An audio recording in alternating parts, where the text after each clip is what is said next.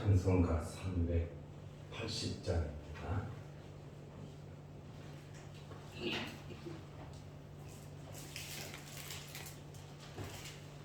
찬송가 380장. 나의 생명 되신 주, 주님 앞에 나아갑니다. 주의 흘린 보혈로 정케 하사 받아 주소서. 날마다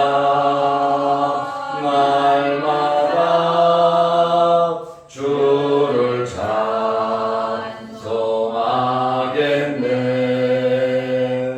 주의 사랑 줄로서 나를 굳게 잡아 매소서.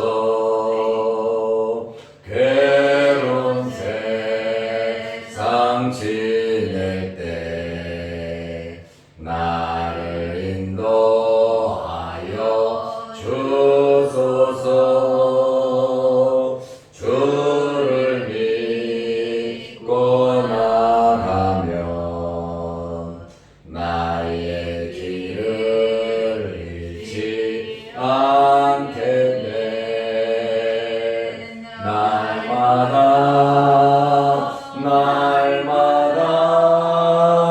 주를 찬송하겠네. 주의 사랑 줄로서 나를 굳게 잡아 매소서. 세상 살아갈 때에 주를 더욱 사랑합니다. 밝고 빛난 천국에 나의 영혼 들어가겠네. 날마다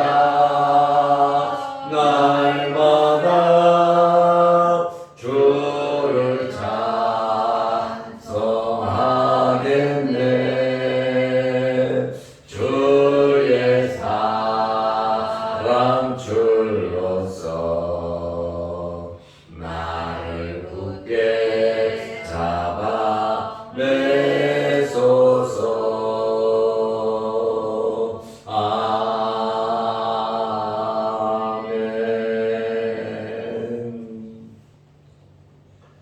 사도신경으로 우리의 신앙을 고백하겠습니다. 전능하사 천지를 만드신 하나님 아버지를 내가 믿사오며 그 외아들 우리 주 예수 그리스도를 믿사오니 이는 성령으로 잉태하사 동정녀 마리아에게 나시고 본디오 빌라도에게 고난을 받으사 십자가에 못 박혀 죽으시고 장사한 지 사흘 만에 죽은 자 가운데서 다시 살아나시며 하늘에 오르사 전능하신 하나님 우편에 앉아 계시다가 저리로서 산 자와 죽은 자를 심판하러 오시리라. 성령을 믿사오며 거룩한 공의와 성도가 서로 교통하는 것과 죄를 사하여 주시는 것과 몸이 다시 사는 것과 영원히 사는 것을 믿사옵나이다. 아멘. 하나님의 말씀 마태복음 2장 9절에서 12절 말씀까지 보겠습니다.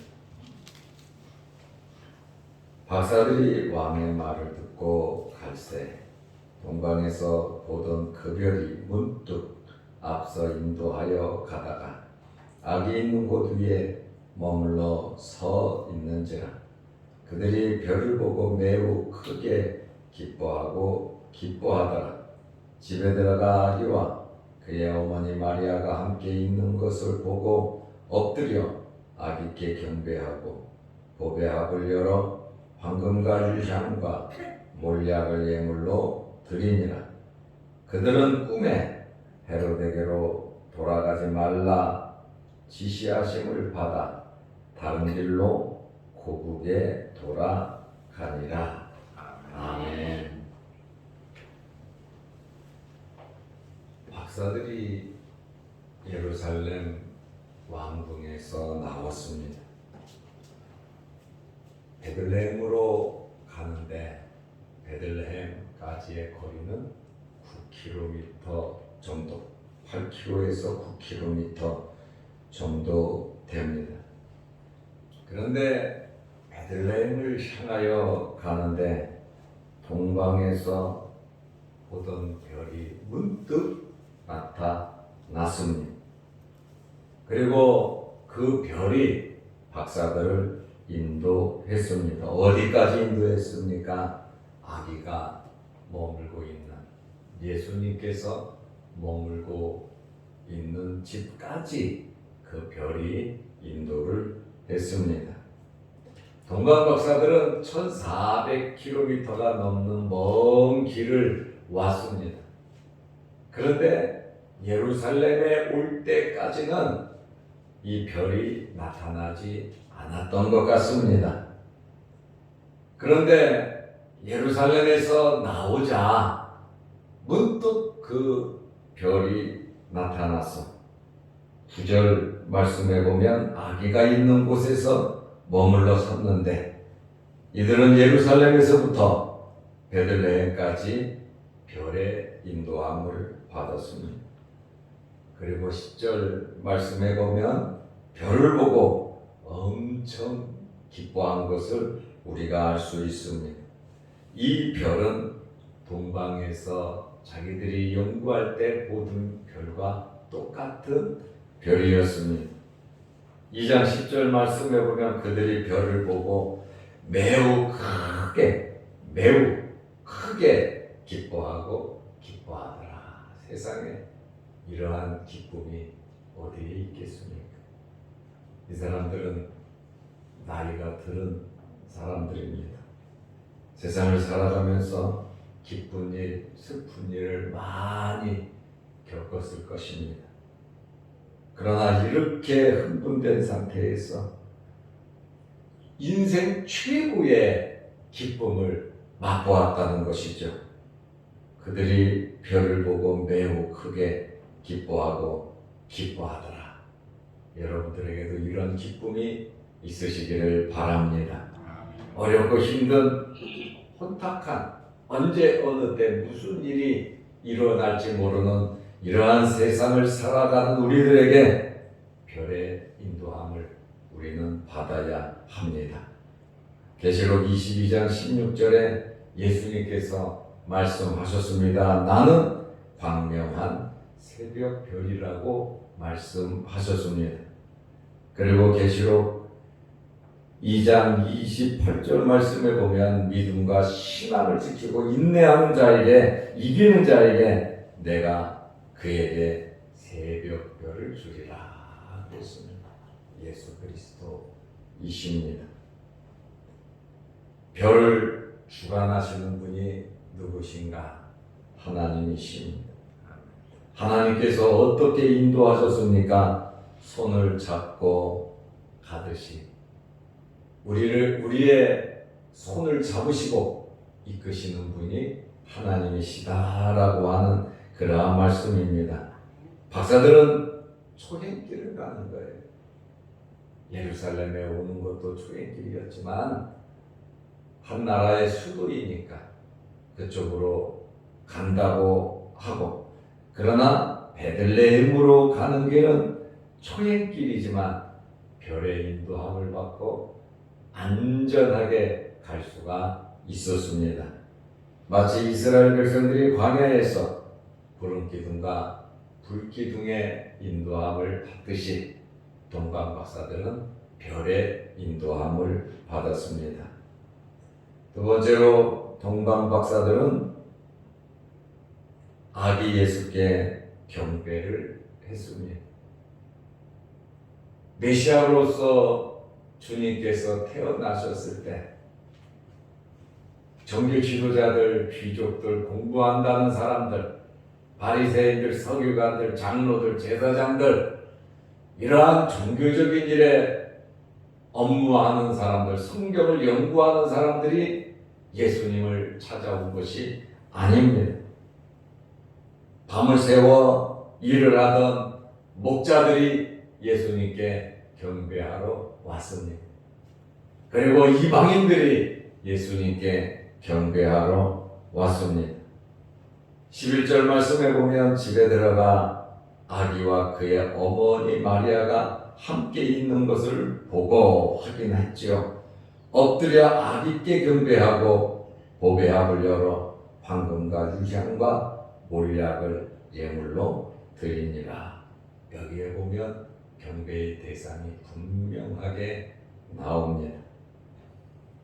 집에 들어가 아기와 그의 어머니 마리아가 함께 있는 것을 보고, 아기가 태어났으니까 당연히 엄마하고 함께 있겠죠.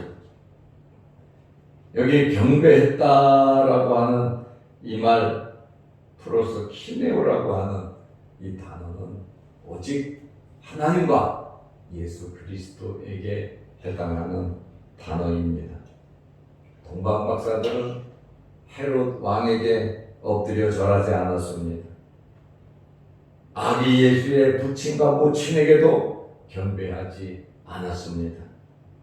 오로지 경배의 대상은 아기 예수 그리스도였습니다. 만왕의 왕으로 오신 메시아에게 이들은 경배를 했습니다. 신명기 6장 13절에 마태복음 4장 10절 말씀에 보면 오직 하나님께 경배하고 하나님만 섬기라고 말하고 있습니다. 마리아를 경배하는 것은 잘못된 신앙 행위입니다. 경배는 하나님과 예수 그리스도에게 경배해야 하는 것입니다. 이들은 준비한 예물을 드렸습니다.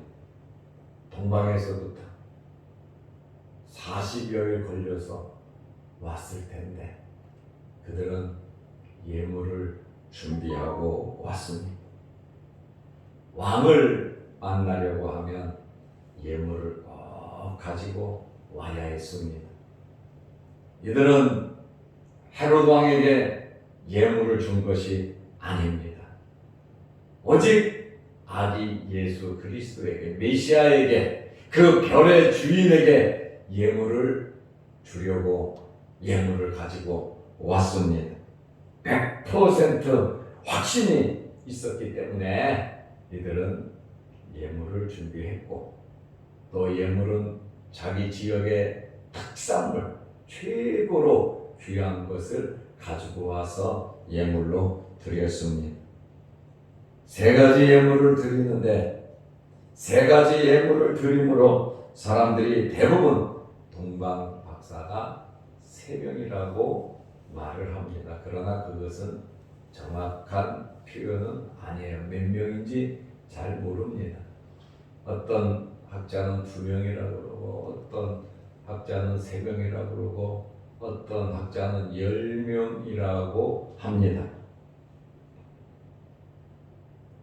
그래서 옛날 오래된 그림들을 보면은 2명, 3명, 10명, 어떤 데는 12명이 나오기도 합니다.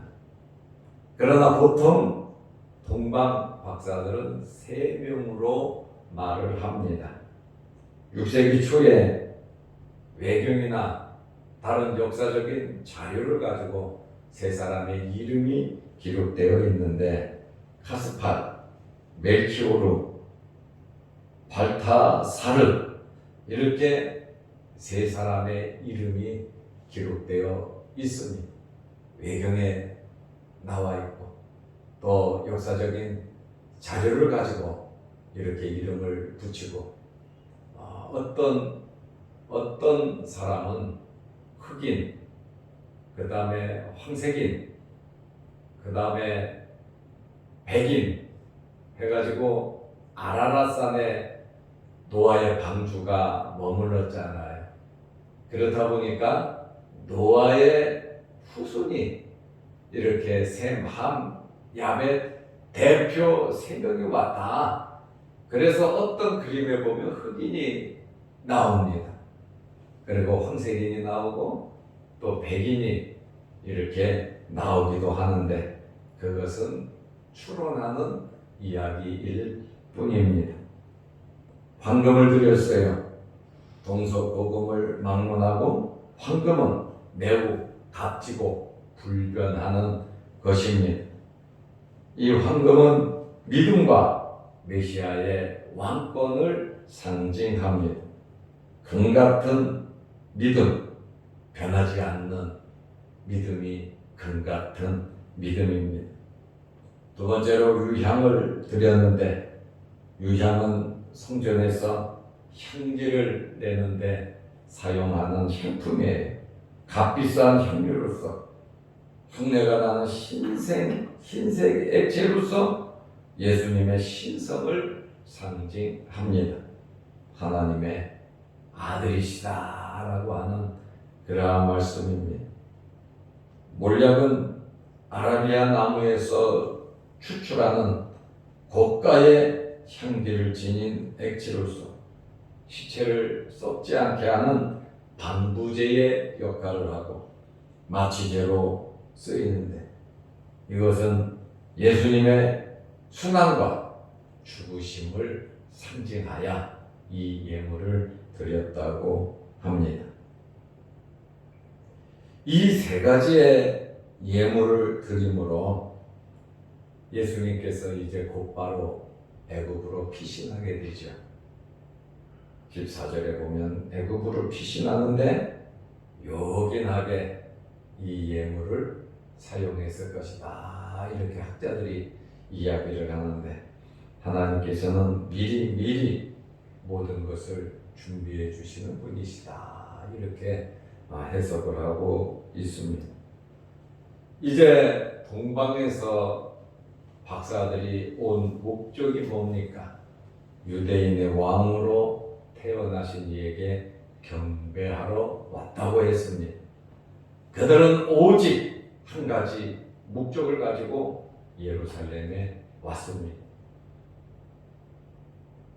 그들의 목적을 이제는 이루었어요. 예루살렘에서 헤롯과 약속을 했습니다. 자세히 알아보고 아이를 만나면 헤롯에게 연락해 주기로 했어요. 그러면 헤롯도 와서 자기가 경배하겠노라고 동방 박사들하고 약속을 했어요. 그런데 이 박사들이 헤롯에게로 가지 아니하고 다른 길로 고국으로 갔습니다.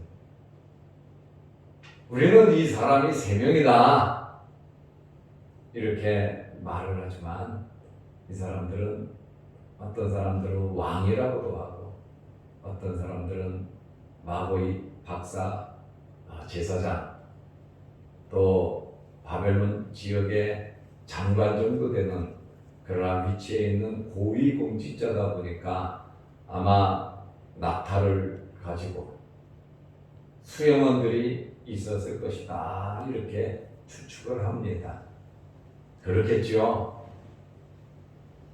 한 2달을 밖에서 걸어야 되는데 수행원이 없이 다닐 수가 없지요. 안전을 위해서 인원들이 많이 있었을 것으로 추측을 합니다. 예루살렘 쪽으로 간다고 하면 그 일행이 움직이는 것이 외국인이잖아요. 보이다 보니까 왕에게 이야기가 들어갈 것 같으므로 이들은 다른 길로 고국으로 돌아갔습니다. 12절 말씀에 보면 그들은 꿈에 헤롯에게로 돌아가지 말라 지시함을 받아. 한 명만 받았다면 헷갈릴 거예요. 그러나 이들은 꿈에 헤롯에게로 돌아가지 말라 지시함을 받아. 이 모든 사람이 동일하게 이러한 지시를 받은 것 같습니다. 그리고 다른 길로 고국으로 돌아갔다고 말을 하고 있습니다. 이들은 헤롯에게 가야 했습니다. 왜냐하면 약속을 했기 때문에 그렇습니다. 그런데 하나님의 지시가 나타났어요. 하나님의 말씀이 더 소중하고 아기의 생명을 지켜야 하고 하나님의 뜻을 이루어야 하기 때문에 이들은 하나님의 지시를 받고 하나님의 말씀대로 순종하였습니다. 악한 헤롯의 계획이 있잖아요. 예수 그리스도를 죽이려고 하는, 자기 아내들과 자기 자식들을 무참하게 죽인 이 대헤롯인데, 유대인의 왕으로 태어나신 메시아를 살려둘 이유가 없다는 것입니다. 헤롯은 악하지요. 나이가 70이 넘었는데 이렇게 악한 마음을 가지고 2살 아래의 남자아이들을 다 죽이잖아요. 엄청난 살육이 있잖아요. 한 생명이 태어날 때 얼마나 힘들게 태어납니까? 그리고 그 가정에는 얼마나 행복이 있었겠냔 말이에요. 우리는 아이들이 그냥 죽었다라고 하는 것으로 끝나는 것이 아니라 가정이 파탄이 난 겁니다. 귀한 생명이 수도 없이 죽은 거란 말입니다. 이러한 폭군이 바로 헤롯이었다라고 하는 말씀이에요. 이러한 헤롯이 자기 자신을 가장해서 박사들에게 나도 가서 경배할 테니까 자세히 알아보고 나에게 알려달라. 흉흉한 음모가, 흉계가 헤롯에게 있었다는 말이죠. 하나님께서는 그 모든 것을 다 아시고 계신다는 거예요. 왕을 만나면 대접도 받고 대우도 받고 선물도 받고, 그리고 그들은 돌아갔을 겁니다. 그러나 예수 그리스도에게는 엄청난 위험이 뒤따랐다는 것이죠. 그래서 우리는 앞일은 잘 몰라요. 우리의 앞일은 잘 모르지만 때로는 속상하고 힘들고 어려운 일들이 우리에게 있다 할지라도 하나님께서 도와주셨구나 이렇게 믿으시기를 바랍니다. 긍정적으로 좋게 생각하자는 말이죠. 너무 안타까워서 막 속상해서 울고 그러지 말고 어떤 결과가 우리에게 있든지 합력하여 선을 이루시는 하나님의 거룩하신 뜻을 우리는 발견하면서 살아가자고 하는 그러한 말씀입니다. 만약에 동방 박사들이 예루살렘으로 갔고